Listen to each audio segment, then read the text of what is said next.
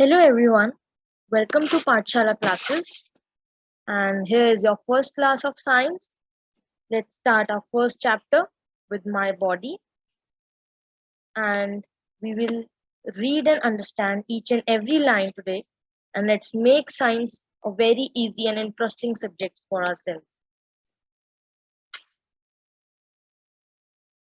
So let's start the topic. My body. In our previous class, we have studied about the different sense organs of our body: tongue, ear, skin, nose, and eyes. So you all have studied in your previous class. That is the third standard. All of you have studied about your sense organs now. So let's recite with me: tongue, ears, skin, nose, and eyes. Yes, very good. Clap for yourself. All these parts can be seen from outside and are known as external organs. So you all know that these all organs you can see from outside. आपके physical part body पे ये सब organs जो हैं वो clear visible होते हैं, सबको नजर आते हैं. तो जो ऑर्गन्स हमें बाहर अपनी बॉडी पे क्लियरली विजिबल होते हैं उनको हम सेंस ऑर्गन्स और ये एक्सटर्नल ऑर्गन्स कहते हैं. There are several body parts which are present inside our body and cannot be seen from outside. Such parts are called internal organs. So कुछ ऑर्गन्स ऐसे होते हैं जो हमें बाहर नहीं नजर आते, जैसे हमें अपनी आईज नजर आती हैं, ears नजर आते हैं, नोज नजर आता है, टंग नजर आती है, स्किन नजर आती है. वैसे कुछ ऑर्गन्स हैं जो हमें नजर नहीं आते अपनी बॉडी. तो वो ऑर्गन्स कैसे? जैसे स्टमक, लिवर, ये ऑर्गन्स हमें नजर नहीं आते ना अपनी बॉडी के बाहर. तो ये ऑर्गन्स को हम क्या कहते हैं? Internal organs. तो I hope that you are get familiar with external organs and internal organs. So I'm clear till here. Let's begin. Let's move ahead. Our body is very complex system. It works like a machine with the help of various organs present in it. तो हमारी body क्या है? एक machine ही है जो बहुत सारे organs चला रहे हैं. बहुत सारे ऑर्गन्स के कारण हमारी जो ये हमारी बॉडी है वो एक मशीन की तरह काम करे, कॉम्प्लेक्स सिस्टम है. The organs from different systems. One such system is the digestive system. तो हम इसमें कुछ systems भी पढ़ेंगे और एक सिस्टम हमें अभी पता लग गया, डाइजेस्टिव सिस्टम. तो कुछ ऑर्गन से हमको ये सिस्टम के बारे में, इनके बारे में पता लगता है. So let's read ahead. The mouth, food pipe, stomach, and intestines are the different organs that make up the digestive system. So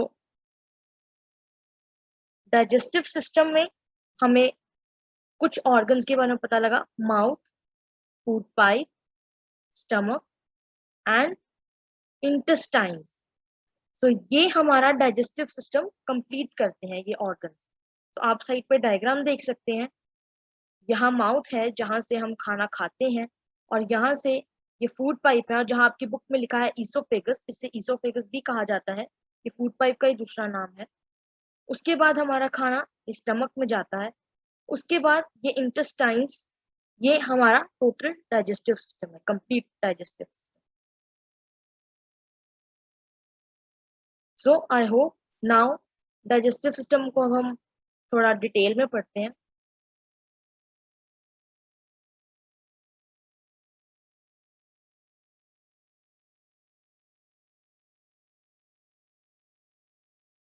What happens to the food that we eat?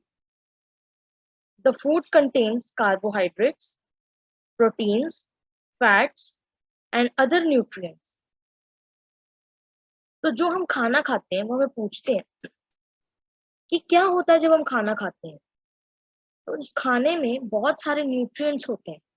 कुछ न्यूट्रिएंट्स हमें यहाँ पता लगे: carbohydrates, proteins, fats and many other vitamins, minerals. बहुत सारे other nutrients हमारे खाने में प्रेजेंट होते हैं. These are complex materials and are broken down into simpler forms in our digestive system. तो ये बहुत कॉम्प्लेक्स मटेरियल्स हैं जो कि एक खाने में कोई कार्बोहाइड्रेट है, प्रोटीन है, फैट्स है, तो बहुत कॉम्प्लेक्स है, इतने सारे न्यूट्रिएंट्स हमारे खाने में प्रेजेंट है। तो इनको ब्रेक डाउन करना है कि जो जो न्यूट्रिएंट्स हमारी बॉडी को जरूरत है वो हमें मिले, और जिसकी जरूरत नहीं है वो हमें नहीं चाहिए तो वो हमें ना मिले। तो इन न्यूट्रिएंट्स को खाने से ब्रेक डाउन करने के लिए ये डाइजेस्टिव सिस्टम बनाया गया हमारी बॉडी में। तो ये जो कॉम्प्लेक्स मटेरियल है ये ब्रोक डाउन हो जाता है इनटू सिंपलर फॉर्म, और ये सब हमारा डाइजेस्टिव सिस्टम ही परफॉर्म करता है। तो this process is called digestion. तो इस पूरे प्रोसेस को जो कि है कि ये कॉम्प्लेक्स फूड मटेरियल को जिसमें बहुत सारे न्यूट्रिएंट्स प्रेजेंट हैं उनको ब्रेक डाउन करना सिंपलर फॉर्म्स में डाइजेस्टिव सिस्टम में, इस प्रोसेस को कहते हैं digestion. So let us see how our mouth, which is the first part of digestive system, helps in the process of digestion. So we will proceed. Mouth. Ask your friend to open her mouth and observe it carefully. You will be able to see different types of teeth and a tongue in the mouth. So अपने friend से, आपको खुद भी पता, आप mirror में भी देख सकते हैं कि आपका जो माउथ है उसके अंदर बहुत सारे दांत हैं, आपको पता है, उसमें एक टंग भी है। So you can observe it carefully and you can see. First of all, we will study about teeth. Teeth are a very important part of our mouth. तो जो teeth है वो हमारे mouth का बहुत ही important part है. Teeth help us to bite, chew the food. They also give shape to our face and help us to speak clearly. So teeth क्या है? हमें खाना खाने में, खाना चबाने में अच्छे से हमें ये हेल्प करते हैं। अगर ये ना हो तो हम खाना कैसे चबा पाएंगे, हम कैसे खाना खा पाएंगे? तो ये हमारे फेस को शेप भी देते हैं। कभी आपने देखा होगा जिनके दांत थोड़े से खराब होते हैं, आगे पीछे होते हैं, तो वो उनके उनके फेस की जो स्ट्रक्चर है वो भी थोड़ा उबड़ा खाबड़ा सा ही होता है। सो टीथ जो है वो हमारे फेस को शेप भी देते हैं और हमें ठीक से बोलने को भी हेल्प करते हैं। अगर हमारे दांत शेप में नहीं होंगे तो हम क्लियरली भी नहीं बोल पाएंगे। To speak clearly and give shape to our face, this all are the functions of our teeth. So two sets of teeth. First of all, दो sets teeth के. A baby is born with no teeth. एक baby जब born होता है उसके कोई दांत नहीं होते, उसके कोई दांत नहीं होते उसके मुंह में. So when the baby is about 6 months old, her teeth begin to appear. तो कुछ 6 महीने बाद या 5-6 महीने बाद उसके दांत हमें थोड़े थोड़े नजर आने लग जाते हैं, है ना, नजर आने लग जाते हैं ना जब दांत उनके थोड़े थोड़े आने लग जाते हैं. So by the time the baby is 3 years old, she has a set of 20 teeth. These are temporary and are called the milk teeth. It's very important, you might underline. So milk teeth, so first of all baby के milk teeth आते हैं जो 20 number में होते हैं. These are 20 number और ये temporary होते हैं, टूट जाते हैं ना बाद में. अब आपकी भी उम्र में अभी आपके भी दांत टूटते होंगे, तो मिल्क टीथ अभी टूट रहे हैं, उसके बाद जब दोबारा आएंगे वो आपके परमानेंट टीथ हो जाएंगे. तो अभी जब बेबी 3 इयर्स का हो जाता है तो उसके फिर मिल्क टीथ आते हैं. Between the age of 6 and 12 years, the milk teeth fall out one by one and new one grows in their place. तो कुछ 6 या 12 साल के बीच में ये जो मिल्क टीथ हैं ये धीरे धीरे गिरने लग जाते हैं, टूटने लग जाते हैं एक एक करके धीरे धीरे. और उसके बाद किससे रिप्लेस हो जाते हैं? नए दांत से रिप्लेस हो जाते हैं. और उसी प्लेस पे जो वो नए दांत आते हैं वो होते हैं परमानेंट टीथ, जो कि नहीं टूटते. They are 32 in number. So you have to learn it. ये कितने नंबर में होते हैं? 32. तो अभी आपके भी दांत टूट रहे हैं, जब आपके सारे मिल्क टीथ टूट जाएंगे तो उसके बाद ये परमानेंट टीथ जब आएंगे वो 32 होंगे. So now types of teeth.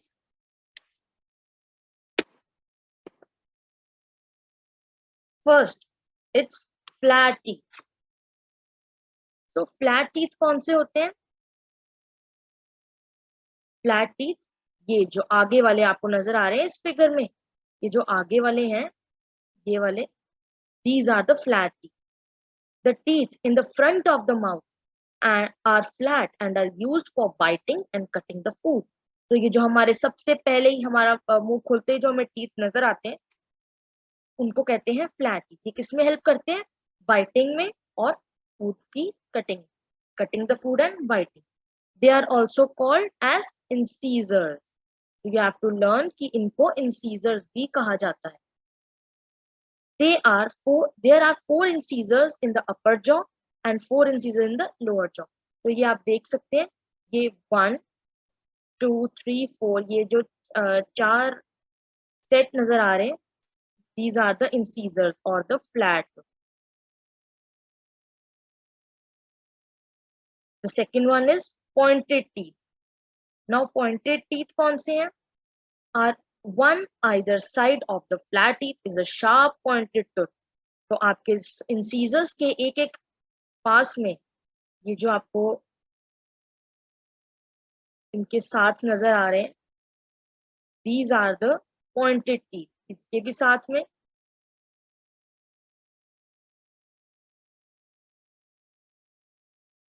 these are the pointed. तो ये बहुत शार्प होते हैं। आप अपने माउथ में भी माउथ खोल के अपने टीथ पे आप ऑब्जर्व कर सकते हैं ये सब। तो they are used for tearing the food. ये किसके लिए? फूड को टेयर करने की में हेल्प करते हैं। जैसे आप देख सकते हैं पॉइंटेड टीथ जो है वो ये जो कार्निवोर्स एनिमल्स होते हैं जैसे लायंस होते हैं, उनके पास यही टीथ उनके जो माउथ से बाहर नजर आते हैं ना हमें, वो यही होते हैं क्योंकि उनको फ्लैश खाते हैं तो उनको टेयर करने में आसानी रहती है। तो दीज जो पॉइंटेड टीथ हैं ये फूड को टेयर करने में हेल्प करते हैं।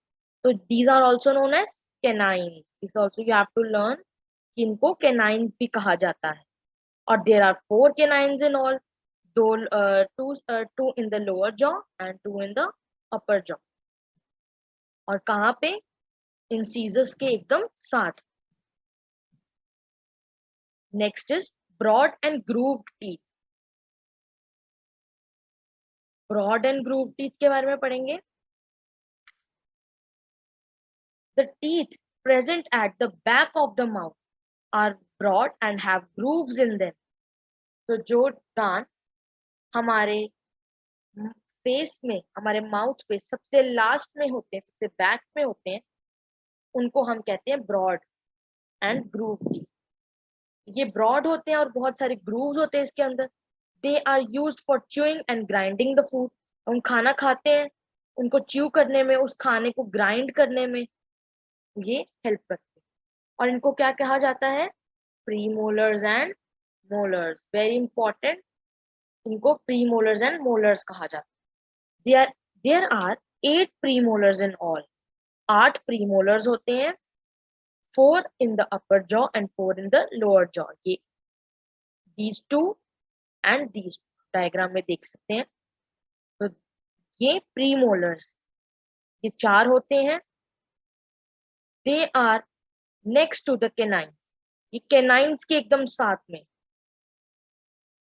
हमारे माउथ में प्रेजेंट होते हैं। Now the molars come after the premolars. Premolars के बाद ये मोलर्स आते हैं।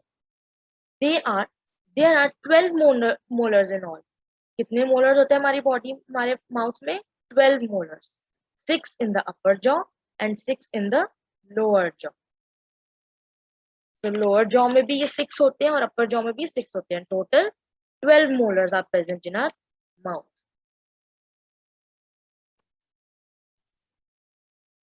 So I think it's clear till here. We will move ahead.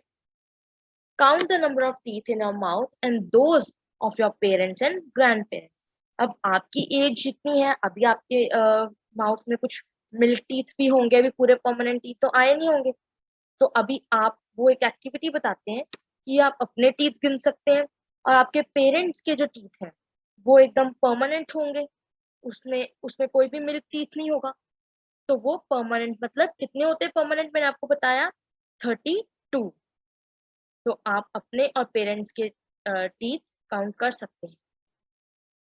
So next topic is very important for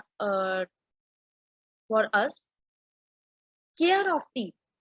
One teeth our teeth are very important to us. बहुत important है दांत हमारे. We must take care of them. तो इसकी take care बहुत जरूरी है क्योंकि कितने सारे काम में हेल्प करते हैं. अभी हमने कितना पढ़ा, कुछ खाने को ग्राइंड करने में, च्यू करने में, उसको ब्रेक डाउन करने में सब हेल्प करते हैं. If we do not take care of our teeth, they can decay and fall. वो खराब हो सकते हैं और टूट भी सकते हैं. तो हमें अपने दांतों का बहुत ज्यादा ध्यान रखना चाहिए. Ways to protect the teeth. अब कुछ वेज हम पढ़ेंगे जिससे हम अपने दांत जो हैं उनको प्रोटेक्ट कर सकते हैं. Brush your teeth twice a day, in the morning and at night. हमें अपने दांत 2 बार ब्रश करने चाहिए दिन में, जो बहुत इंपॉर्टेंट है. एक बार सुबह उठकर और एक बार सोने से पहले. It is very important to brush your teeth twice a day. अगर आप ऐसे नहीं करते तो जो आप खाएंगे वो आपके दांत में फंस जाएगा और वो फिर किस में कन्वर्ट हो जाएगा, कैविटीज में. तो आगे आपको कितनी प्रॉब्लम आएगी, दर्द होगा दांत, फिर उसको निकालना पड़ेगा. तो it is very important to brush your teeth twice a day. Rinse और wash your mouth after every meal. तो हर एक मील के बाद आपको अपना माउथ वॉश करना है, रिंस करना है. मतलब आप कुल्ला करते हैं, चूली करते हैं, वो करना बहुत जरूरी है ताकि जो भी आपके दांतों में खाना फंसा है जो आपने खाया है वो सब एक बार निकल जाए, तो आपका माउथ फ्रेश हो जाए. Avoid eating sweets or sugary snacks and taking soft drinks as much as possible. तो हमें अवॉइड करना है, एकदम नहीं कहते कि छोड़ ही देना है. थोड़ा खाना है, खाना जरूर है, पर थोड़ा खाना है. कुछ मीठा जैसे शुगर है, जैसे आप बहुत सारी मिठाइयाँ बच्चों को बहुत पसंद होती हैं, टॉफीज, चॉकलेट्स, ये सब चीजें कम खानी चाहिए. और जो सॉफ्ट ड्रिंक्स भी हम पीते हैं, कोल्ड ड्रिंक पीते हैं, ये भी हमें थोड़ी कर देनी चाहिए, कम करनी चाहिए, क्योंकि इससे कोई फायदा तो होता नहीं है, हमारी बॉडी को भी नुकसान ही होता है. तो ये चीजें हमें अवॉइड ही करनी चाहिए. Next, visit a dentist for regular dental checkup. हमें अपना डेंटल चेकअप करा लेना चाहिए क्योंकि हमें तो अपने दांत नजर नहीं आ रहे ना अपने माउथ के अंदर सारे के सारे. तो हमें एक बार चेकअप जरूर कराना चाहिए. After 3 months or 2 months you should go to a dentist to take your dental checkup. Next, eat fruits like apple, guava, and vegetables like radish and carrot. Such foods give exercise to our gums. तो हमें fruits बहुत सारे खाने चाहिए. Fruit सिर्फ हमारे दांत के लिए नहीं सिर्फ ठीक है, इवन हमारी पूरी बॉडी के लिए बहुत अच्छे हैं. तो हमें फ्रूट्स खाने हैं like apple, guava, vegetables, radish, carrot.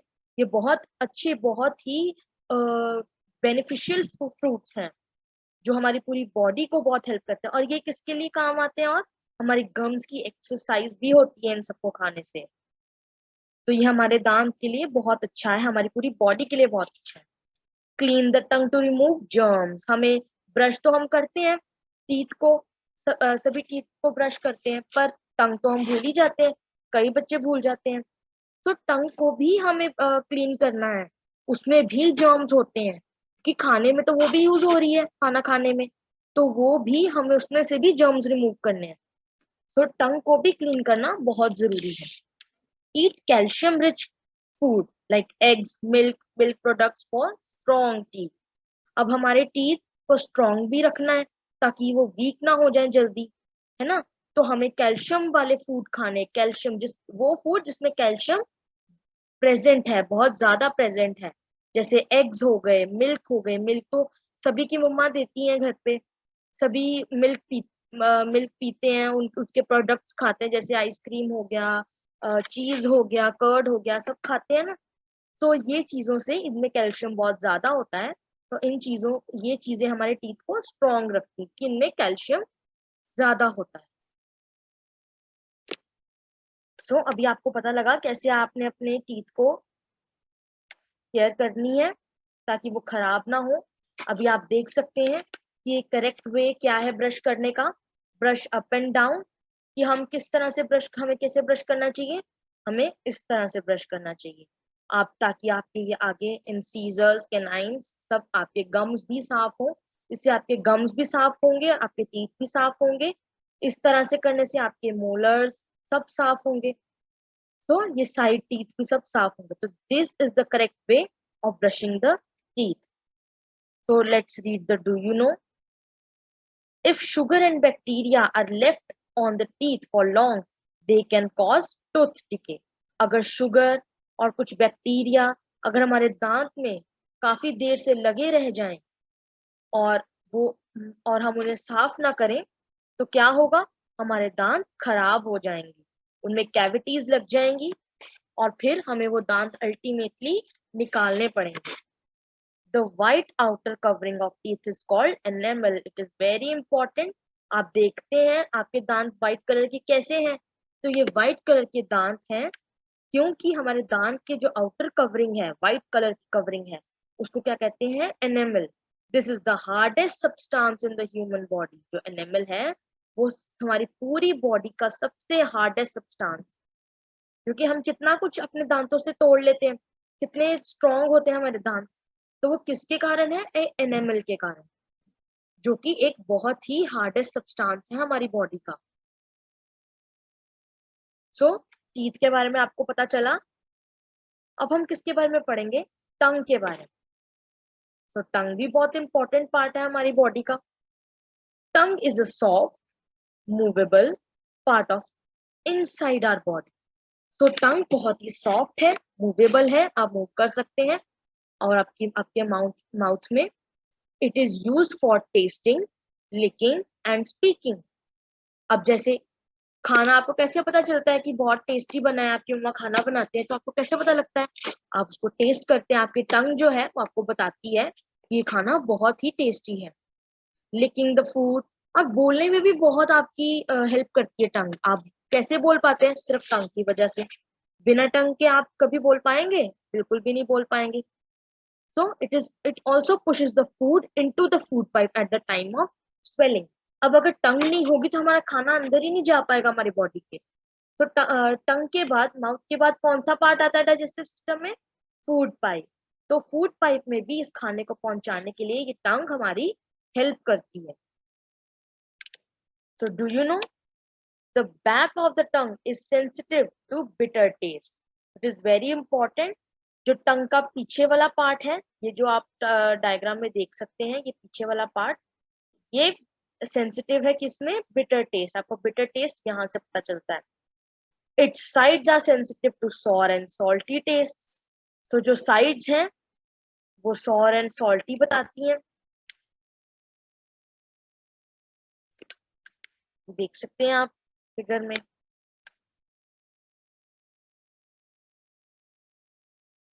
ये जो साइड्स हैं ये आपको सॉर एंड सॉल्टी टेस्ट बताती हैं, और ये पीछे back side bitter taste. The tip of the tongue picks up sweet taste. यहाँ पे स्वीट टेस्ट वर्ड्स होते हैं, यहाँ पे आपको स्वीट टेस्ट के बारे में पता चलता है। तो ये हमारे टंग की डायग्राम है। Along with the teeth and tongue, there are 3 pairs of salivary glands present in the mouth. These glands secrete saliva. Saliva क्या कहते हैं, आपकी जो थूक है उसको सलाइवा कहते हैं। तो हमारी माउथ में सिर्फ टीथ और टंग ही नहीं है, लेकिन 3 पेयर्स ऑफ सलाइवरी ग्लैंड्स भी हैं जो सलाइवा प्रोड्यूस करते हैं। जो हमारी थूक प्रोड्यूस करते हैं वो ग्लैंड्स, उनको कहते हैं सलाइवरी ग्लैंड।